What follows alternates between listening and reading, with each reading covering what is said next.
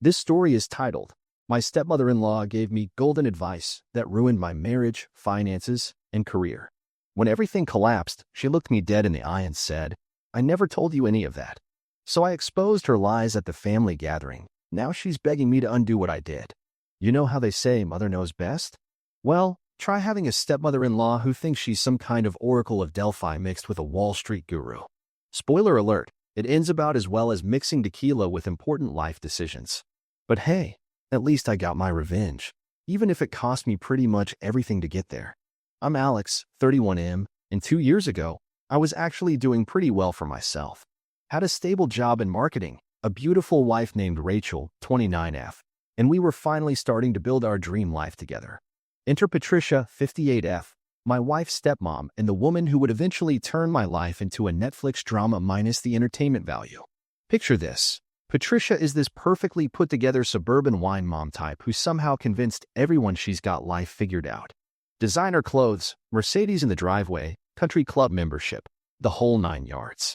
She married Rachel's dad, Tom, 61M, about 15 years ago, and since Rachel's mom passed when she was young, Patricia basically appointed herself as the supreme wisdom dispenser in Rachel's life. At first, I actually liked Patricia. I know, past me was an idiot. But she had this way of making you feel like she genuinely wanted to help. Plus, Rachel absolutely adored her, which should have been my first red flag. Nobody should look at their stepmom like she's a combination of Oprah and Warren Buffett. It all started during our housewarming party. Rachel and I had just bought our first home. Nothing fancy, but it was ours. Patricia cornered me in the kitchen while I was trying to figure out why our fancy new coffee maker was making sounds like a dying robot. She had this concerned look on her face, you know the one, where someone's about to give you advice you definitely didn't ask for. Alex, sweetie, she said, swirling her wine glass like she was auditioning for Real Housewives. I've been meaning to talk to you about your situation. The way she said situation made it sound like I had some terminal disease instead of a perfectly decent marketing job. That conversation was the beginning of the end, though I didn't know it then. If I could go back in time, I'd probably dump that glass of wine over her designer blouse and run for the hills. But hindsight's 20/20ths, and I was about to make some of the dumbest decisions of my life based on the golden advice of a woman who, as it turns out, was playing a much longer game than I could have imagined. And the best part? This was just the tip of the iceberg. Trust me, it gets so much worse before it gets better. Remember how I said it gets worse? Well, buckle up, because Patricia wasn't done playing financial fairy godmother with my life. Over the next few months, she went from dropping casual suggestions to basically becoming my unauthorized life coach. You know those people who read one self-help book and suddenly think they're qualified to restructure your entire existence? Yeah, multiply that by 1,000, add a dash of manipulative genius, and you've got my stepmother-in-law. It started with weekly casual dinners at their house. Patricia would invite us over, claiming she just missed her baby girl, but somehow Rachel would always end up helping Tom in the garage or garden, leaving me alone with Patricia and her wisdom. Looking back, I'm pretty sure she planned it that way. Subtle as a brick through a window, that one. Alex, darling, she'd start, always with that same wine glass in hand. I swear it was surgically attached to her palm. I've been thinking about your future. She said, your future, the way most people say your terminal diagnosis. Her grand master plan? I should quit my marketing job, because apparently a steady paycheck is for suckers, sell our new house, you know, the one we just bought and loved, and invest everything, and I mean everything, into starting a cryptocurrency trading platform. Why? Because her hairdresser's son's roommate made millions doing it. I wish I was joking. But Patricia, I tried reasoning with her. I don't know anything about cryptocurrency. She waved her hand dismissively, almost spilling her precious Chardonnay. Details, darling. What you need is vision. Tom's friend Barry can help you set everything up. Ah yes, Barry, 56M, the same Barry who once tried to convince everyone at Thanksgiving that he was secretly advising Elon Musk via Twitter DMs. At first, I politely deflected. But Patricia had this special talent, like a mix between a used car salesman and a cult leader.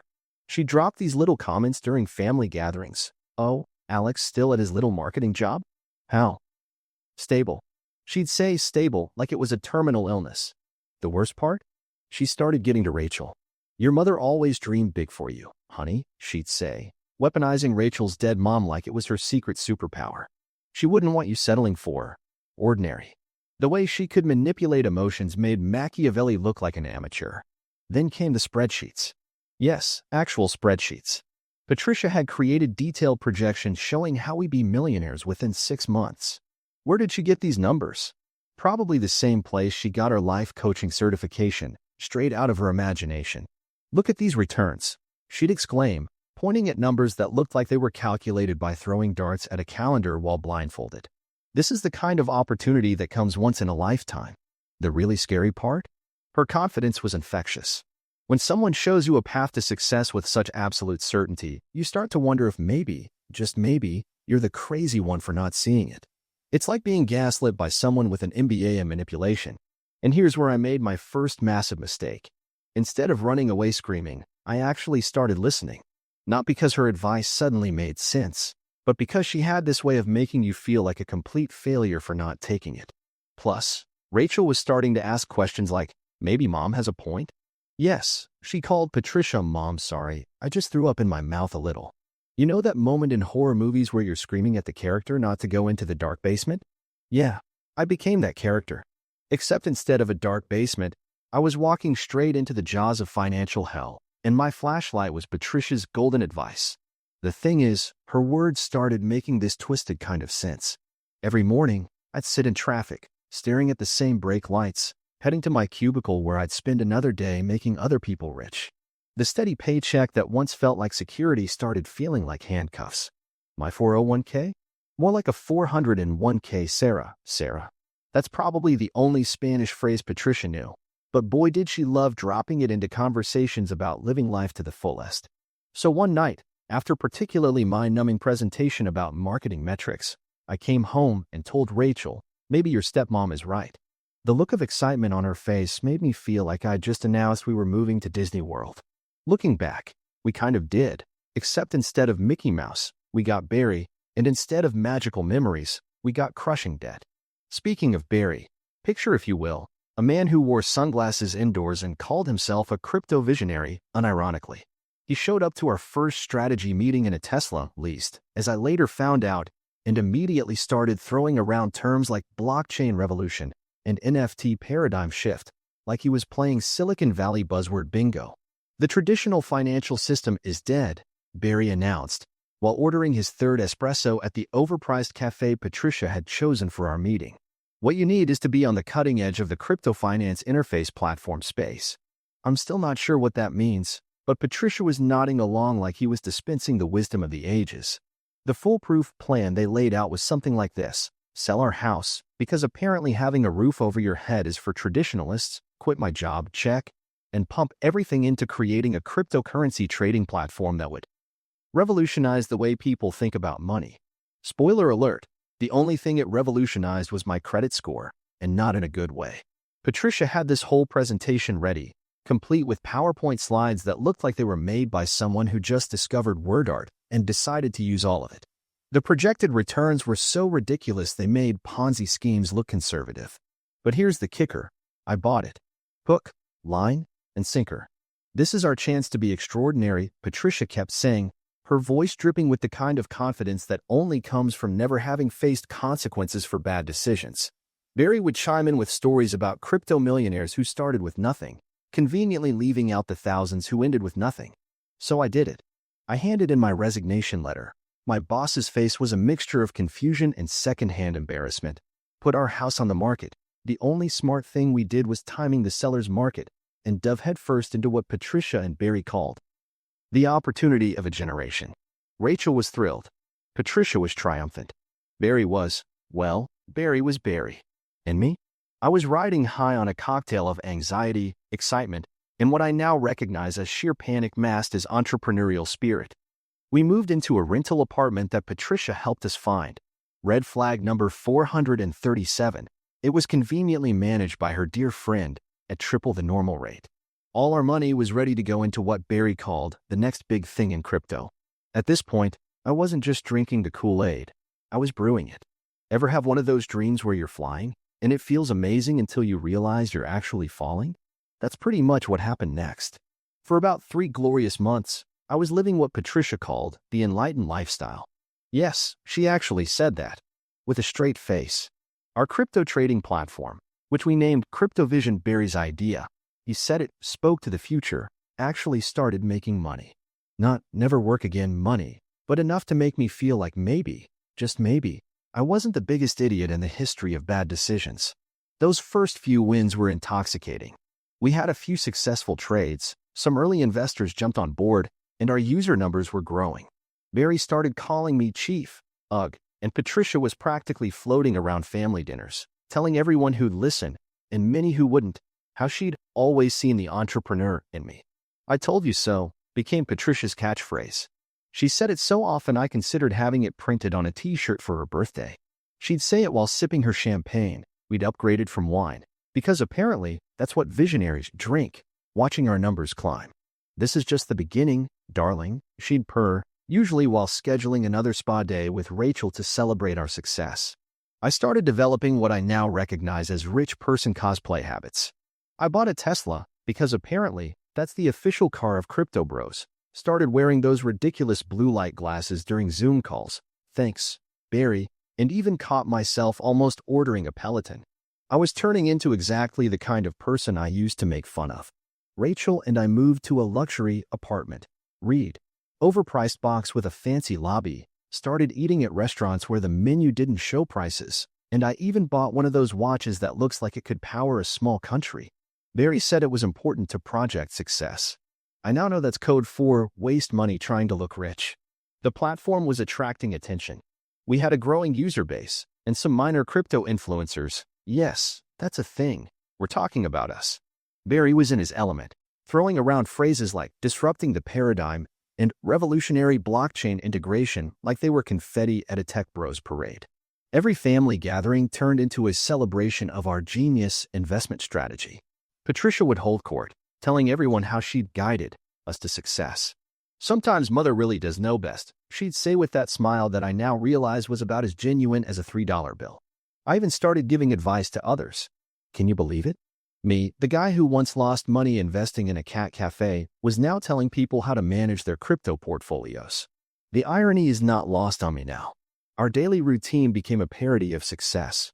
Morning strategy sessions with Barry at overpriced coffee shops, lunch meetings with potential investors where we'd throw around terms like blockchain ecosystem and decentralized finance revolution, and evening cocktails to network. aka pretend we knew what we were doing. The best part? I actually started believing we were geniuses. Patricia's "I told you so" started sounding less annoying and more like a prophecy fulfilled. Barry's nonsensical tech jargon started making sense. I was deep in the Kool-Aid, and it tasted like expensive whiskey in validation. Little did I know, we were about to learn a very expensive lesson about the difference between looking successful and being successful.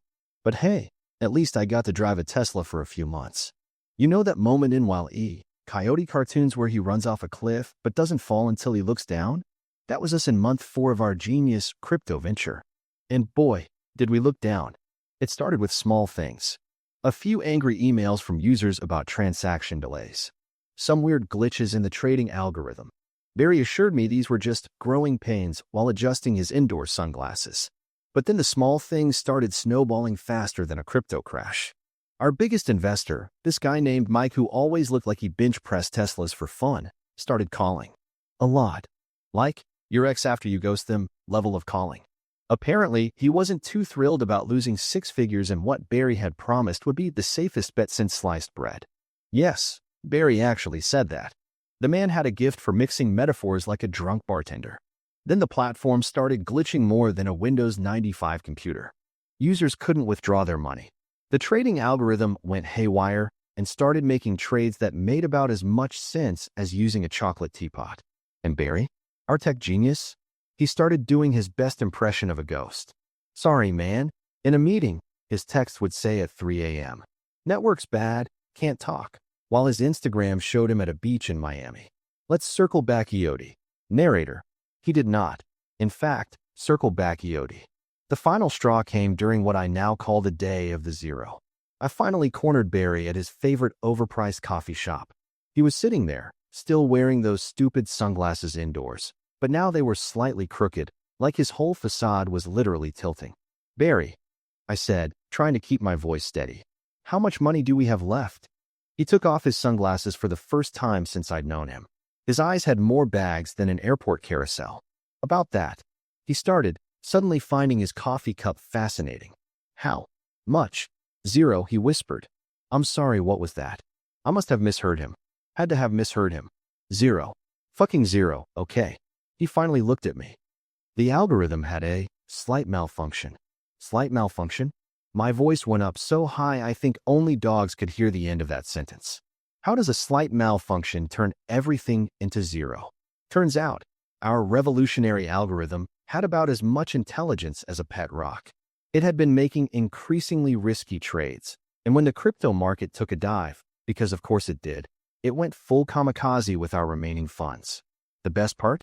Our phones started blowing up with messages from furious investors.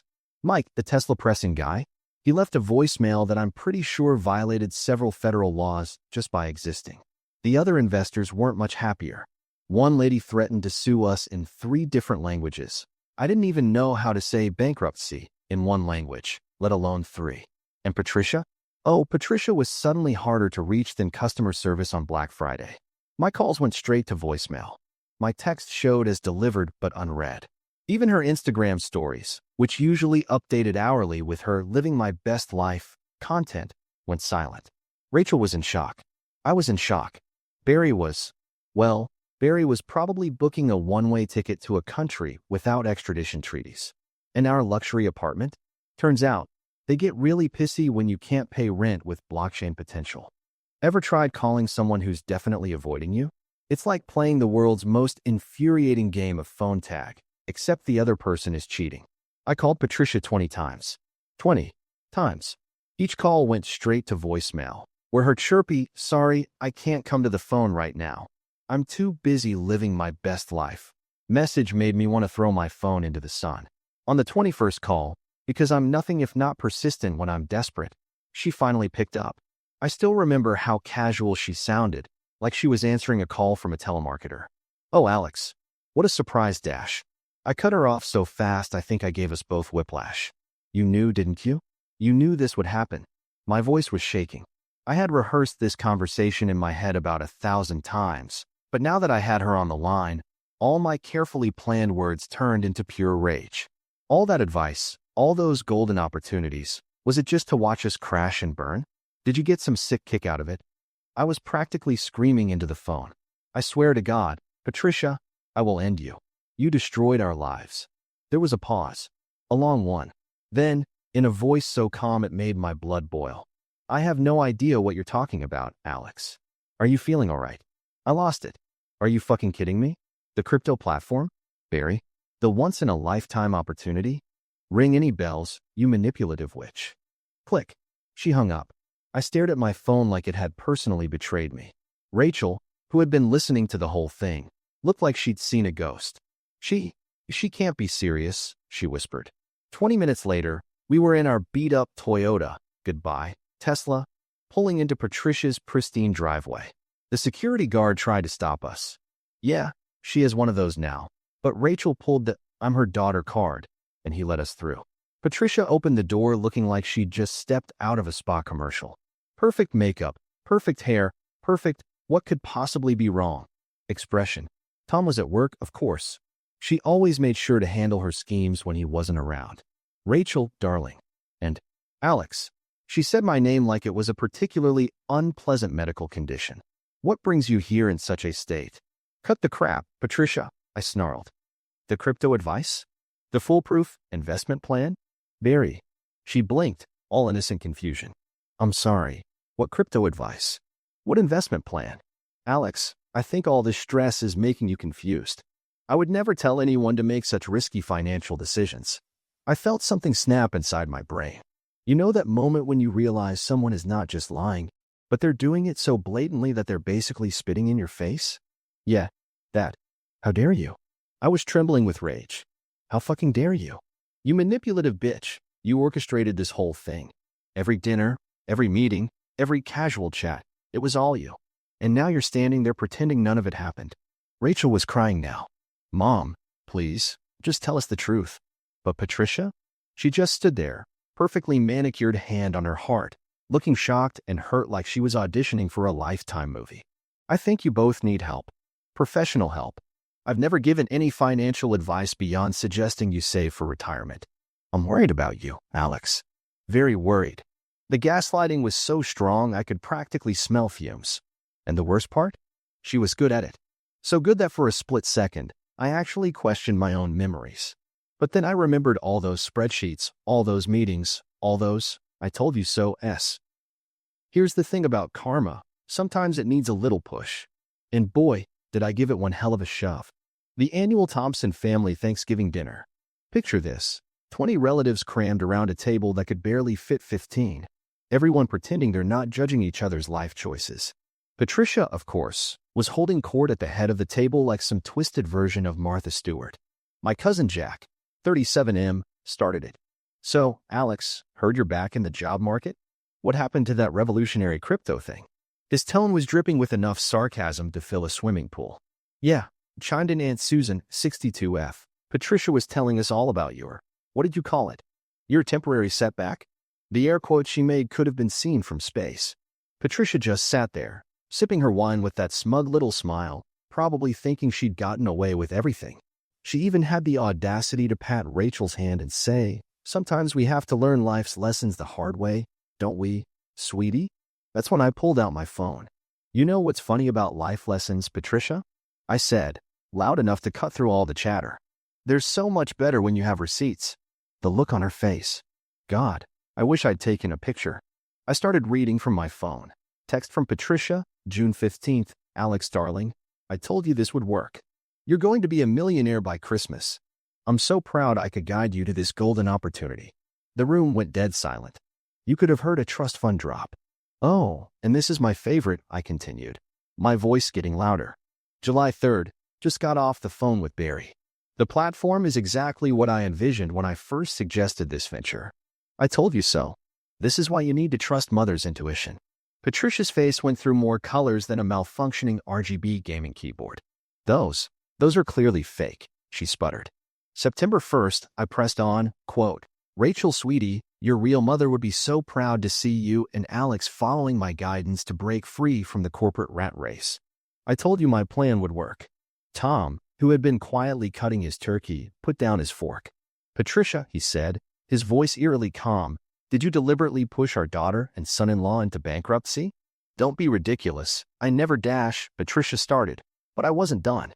I pulled up the screenshots of her Facebook messages, emails, and even played a voice memo where she very clearly laid out her foolproof investment strategy. The coup de grace? A video from our housewarming party where she's literally explaining her master plan, wine glass in hand, speaking with all the confidence of someone who thought they'd never be caught. You ruined us, Rachel said, tears streaming down her face. You took everything we had and turned it into a game. For what? To prove you had power over us? The family erupted, and Susan called her a manipulative witch. Uncle Bob, 65M, started calculating out loud how much money we'd lost because of her golden advice.